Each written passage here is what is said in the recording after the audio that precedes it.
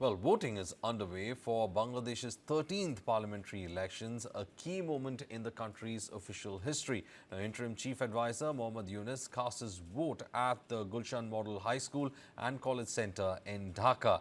After voting, Yunus said that this is a new opportunity to create a new Bangladesh. Today is a day of joy, a day of liberation, the end of our nightmare and beginning of a new dream. He urged the people to participate in the referendum to help build a new Bangladesh.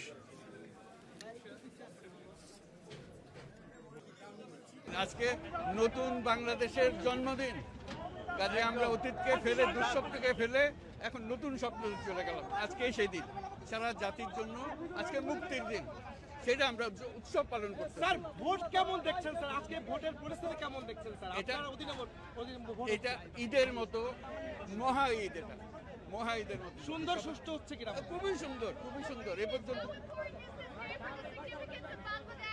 Fantastic. We have a big future coming up. We are just creating new Bangladesh. Bangladesh 2.0. Earlier, BNP chairperson Tariq Rahman said that the people of Bangladesh have been waiting for this day for more than a decade to exercise their right to vote.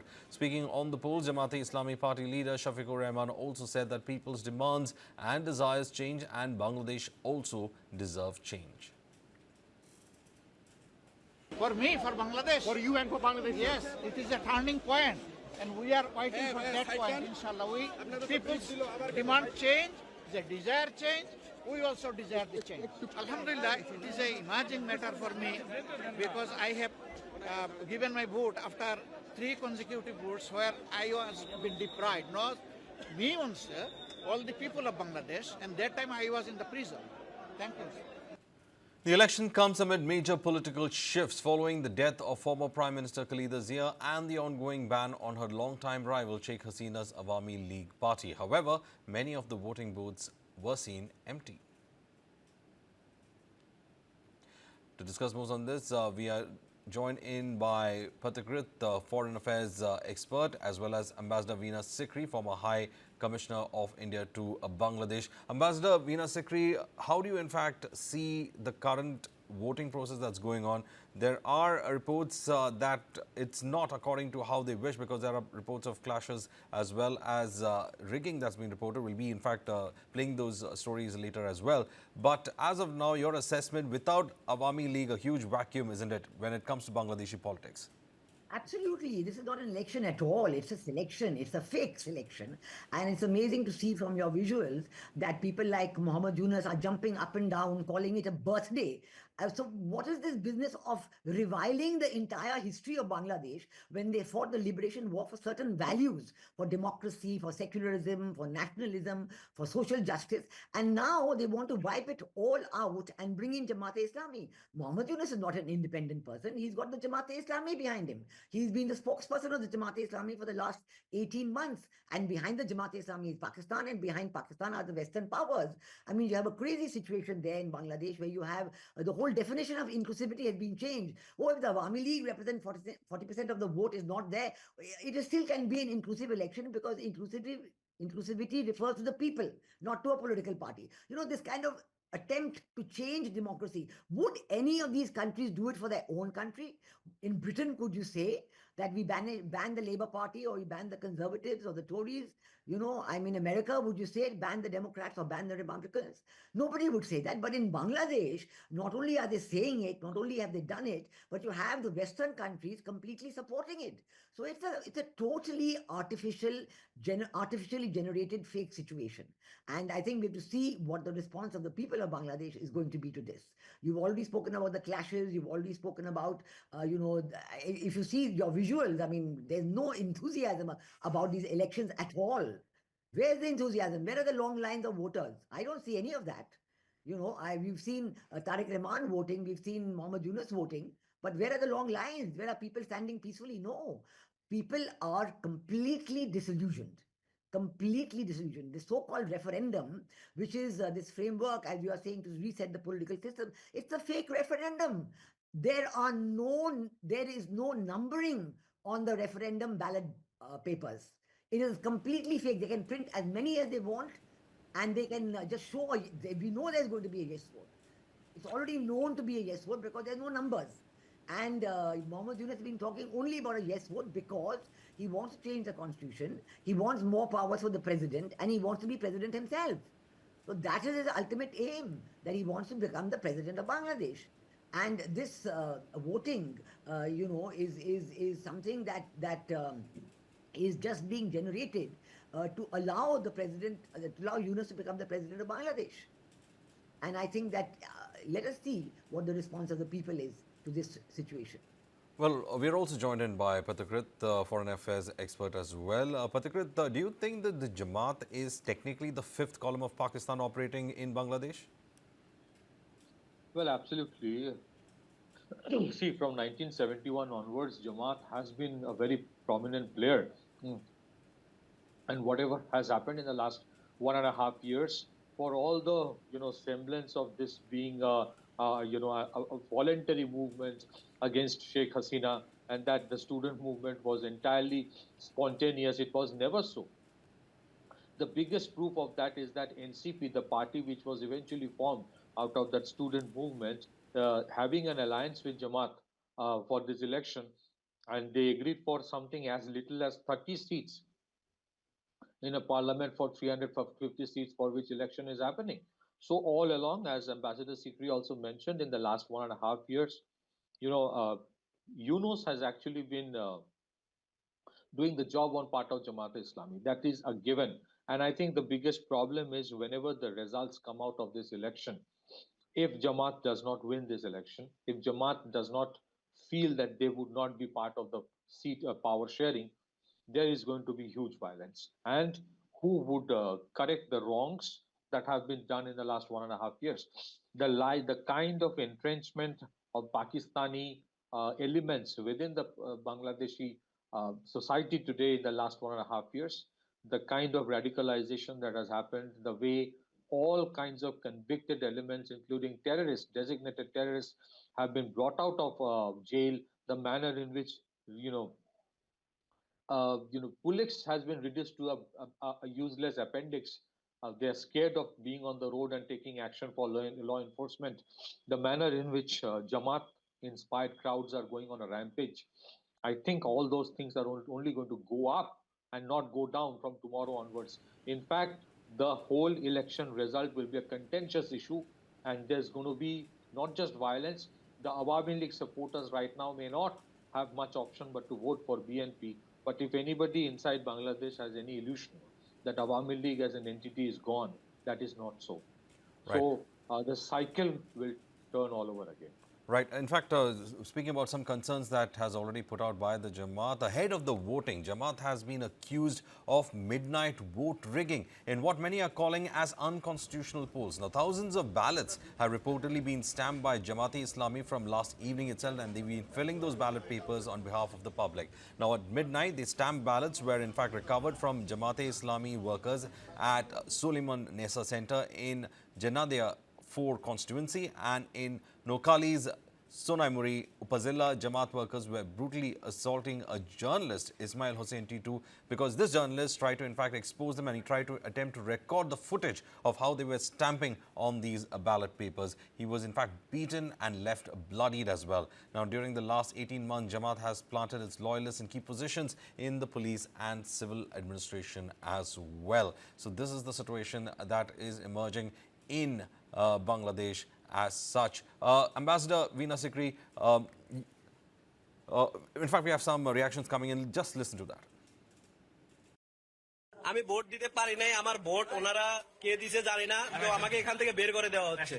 আমি vote দিতে কিন্তু পারি নাই, এখনো বললাম আমি এই যে কেন্দ্রের সামনে আছি, এই যে বাইরে আছে, আমি কিন্তু ভোট দিতে পারি নাই এখনো। One of the voters saying that they are unable to vote as well, and these are the visuals of the journalists being hit by Jamaati supporters.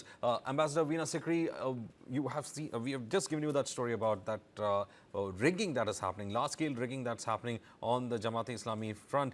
What legitimacy has this election at the end of the day got? A legitimate government was in fact thrown out in a so-called uprising, and then it looks like it all falls according to a plan which is being hatched somewhere outside the country, and over here it is a free run for radical elements. Absolutely. I think this is a predetermined election. It's not an election, it's a selection. And you know, the Jamaat-e-Islami, in the normal course of the last 54 years, has never got more than 12%. In one election, they got 12.2% of the vote. All others, they got less than 10%, 4%, 5%. So they really are not a popular party at all. And if the Jamaat-e-Islami, which is the power behind Mohammed Yunus, they've had the Awami League banned, the activities of Awami League have been banned because the Awami League is the only other cadre-based organization in Bangladesh. There is the Jamaat-e-Islami, a cadre-based organization, and the Awami League is a cadre-based organization. And the Jamaat-e-Islami has felt that if we ban the Awami League, all the votes will come to us. Obviously, this has not happened because there is no responsiveness from the people of Bangladesh to this kind of thing. We even, as you said, this so-called students, they formed a party, the NCP, and they have no students with them. When there were student union elections held in 3 universities, Dhaka University, Jahangirnagar University, and Jagannath University, it is the Jamaat-e-Islami's youth wing, Islamic Chhatra Shibir, and their proxy organizations who got the vote. The NCP was nowhere, even in the university. So you can imagine what a sham it is to say that the NCP is a party representing, the so-called students or the July uprising. So it's a completely fake election, and I think that the Jamaat-e-Islami, as the power behind the throne, has to take full responsibility for all this rigging. There are remarks, even Tariq Rahman has complained to the Election Commission that a huge number of additional votes have been bought in. Even they say up to 15 lakh additional voters in Dhaka itself. And I know of a specific instance where a family of 4 were expecting 4 voter slip and they received 41 voter slip. So who these additional people were, they have no idea, but obviously on the voting day, these people will come and then be required to cast their vote. So in fact, what I'm saying is that there is such a huge systematic rigging campaign run by the Jamaat-e-Islami, and as you know, last night I've seen videos where they're showing voting taking place at night, and the voting only started this morning, but last night obviously there were some people who went and cast their vote, etc., etc. There's a huge amount of rigging. Now the question is that will the people of Bangladesh accept this? I do not think so, because the people of Bangladesh have been waiting. They're saying they want to have a free and fair election. They know that the non-participation of Awami League means this is not a free and fair election. The Awami League has a strong campaign, no boat, no vote. That means the boat is the Nauka, is the electoral symbol of Awami League. And without that symbol being on the ballot papers, no Awami League person will go to vote. But at the same time, we know that Jamaat-e-Islami is pressurizing the Awami Leaguers to go and vote and vote for them. Even minorities, the atrocities on the minorities have been unspeakable for the last 18 months. They're still continuing. By the end of December, there were more than 3,000 incidents against them. But the Jamaat-e-Islami and the Yunus regime don't accept it. They dismiss it as fake news from India. And they say, oh, no, nothing has happened. And then they said after much pressure, I think 71 were communal, the rest were all were political. Now, what do you mean? For political incidents, murder is possible, rape is allowed, lynching is allowed, and no investigation, no catching of the perpetrators. Some people are put in jail and then released the next day on bail. So this is such a farce, such a drama, such a fake situation going on that I think it will be called out definitely by continuing instability and continuing violence. Well, instability still continues. We're getting information that 3 people, a big breaking that is coming in from Bangladesh, 3 people have been injured after an explosive was thrown at the Reshma International School polling station in Gopalganj. The attack injured 2 of Bangladesh's Ansar paramilitary members and 14-year-old Amina Khanum, who was accompanying a voter. The explosion spread panic among the voters. The police said that the main gate of the polling station was partially damaged.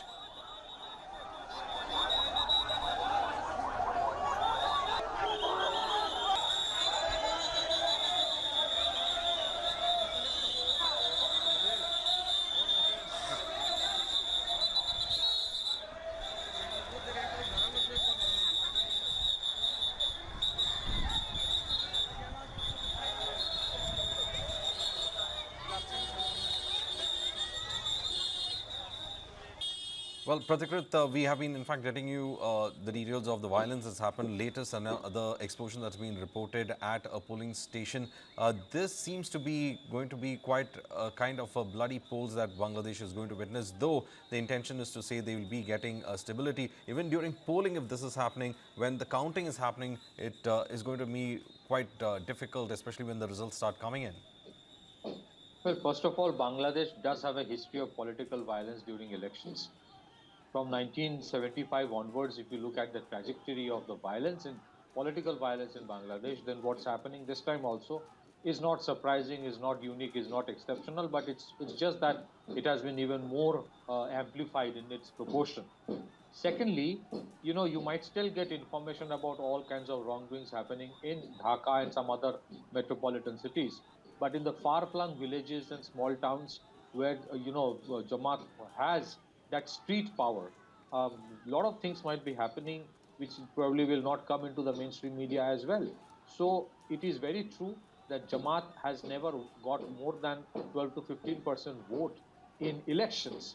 But the kind of united street power they have, the kind of ability to orchestrate violence they have, uh, that is the reason why on many occasions you would see common people, even if they do not support Jamaat-e-Islami as a party, they just keep a safe distance from them. That's one part. Secondly, yes, it is true that when the counting start and when the election results start coming out, it will be, a laissez-faire, free-for-all situation. It will be a free run for all kinds of elements. The irony is that when this entire movement against Awami League, Sheikh Hasina started in 2024, BNP, the Bangladesh Nationalist Party, was overwhelmingly supporting the students' movement, joining hands with Jamaat-e-Islami for, ousting the government. They were celebrating, they were claiming that they are equal participant of all that was happening in terms of bringing a new Bangladesh or creating a new Bangladesh. But it's the reality is that eventually BNP was sidelined. The entire power was dominated by Jamaat-e-Islami, and today BNP, in spite of being the most popular party after Awami League for this election, there are strong chances that BNP may not have a free run. It may not be easy because the establishment as it stands today under Yunus, it is for certain that they would want Jamaat to either win or to be within a striking distance, so that a national government is formed where BNP will be forced to join hands with Jamaat. Well, So thank that is why how Awami League reacts, how people react, we have to wait and watch. But if violence happens, it is not surprising.